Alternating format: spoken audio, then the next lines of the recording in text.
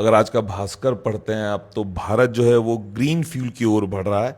Petrol में हम E85 की तरफ बढ़ने वाले हैं और E100 की तरफ भी हम बढ़ने वाले हैं। क्या है ये E85 है इथेनॉल 85% रहेगा प्लस पेट्रोल 15% रहेगा और E100 जो है वो शुद्ध एथेनॉल से गाड़ियां चलेंगी। अब कुछ डेटा और पढ़ता हूं, जरा ध्यान से सुनिए।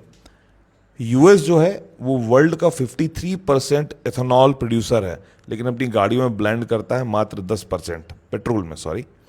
इंडिया प्रोड्यूस करता है 5% एथेनॉल पूरे ग्लोब का, लेकिन हम अभी E20 हमने ऑफिशियली चालू कर दिया है। कुछ डेटा और पढ़ता हूं आपको, उसके बाद फिर आप फैसला करिएगा एक बार। बात करते हैं लीडिंग प्रोड्यूसर ऑफ इथेनॉल, वो है USA, Brazil, India, European union, China. 52%, 28%, 6 to 8%, 5%, 4%, 4 to 5%। अब अगला जो डेटा है वो ये बोलता है कि सबसे ज़्यादा इथेनॉल कौन यूज़ कर रहा है अपने पेट्रोल में। तो ब्राज़ील करता है यूज़ 30%, वो E32 पर जाने वाला है। पराग करता है, वो करता है 85%, E25। इंडिया अभी E20 ऑफिशियली है और प्रपोजल दिया है हमने E80 और 100% का। यूएसए 10%, 11% एवरेज है जो ये यूज़ करता है, और यूरोप में जो है 5 से 10% यूज़ होता है। ये ब्लेंडिंग क्यों करी जा रही है? ब्लेंडिंग करी जा रही है ताकि जो फॉसिल फ्यूल है उसके ऊपर हमारी डिपेंडेंसी कम हो जाए। ये एक मेन मुद्दा है। दूसरा मुद्दा बताया जा रहा है कि इससे प्रकृति को बचाया जाएगा। पेट्रोल से जो कार्बन मोनोऑक्साइड है उसका एमिशन हाई होता है, लेकिन अगर ब्लेंडेड पेट्रोल यूज हो रहा है तो बाइक्स में 50% रिड्यूस हो जाता है ये पॉल्यूशन, और कार में 30% ये पॉल्यूशन रिड्यूस हो जाता है। लेकिन इसका जो दूसरा साइड है वो सुनिए आप, वो थोड़ा सा दिल दहला देने वाला है।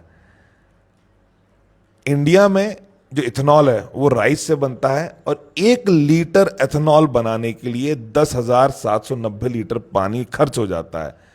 कॉर्न यानी कि जो भुट्टा होता है उससे, उसको अगर 1 लीटर बनाना है एथेनॉल तो 4,670 लीटर पानी लग जाता है। और यूएसए यूज करता है इसको। और इंडिया और ब्राजील में एक चीज और है, शुगर केन। अगर उससे 1 लीटर हम प्रोड्यूस करते हैं एथेनॉल तो 2,860 यानी 2,860 या 3,630 लीटर का पानी खर्च होता है 1 लीटर एथेनॉल बनाने में। और शुगर बीट होता है जो कि यूरोप यूज करता है, तो 1,400 लीटर पानी लगता है इथेनॉल बनाने के लिए। तो अब सबसे बड़ा सवाल जो है वो ये है कि पानी ऑलरेडी कम है, और इथेनॉल अगर हम बना रहे हैं तो उसमें बहुत सारा पानी कंज्यूम हो जा रहा है। तो कहीं ऐसा ना हो कि हम नेचर को बैलेंस करने के लिए एक तरफ वहाँ पर हम कुछ कटौती कर रहे हैं और यहाँ पर हमारे पास पे कमी हो जाए इस तरफ बहुत ज़्यादा पानी की।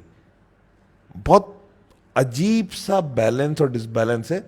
मैं भी अभी पढ़ रहा हूँ और समझने की कोशिश कर रहा हूँ। अगर आपकी समझ मुझसे बेहतर इस पर है तो कमेंट जरूर करिए। जय हिंद, जय भारत। ये अनऑफिशियल हिमांशु।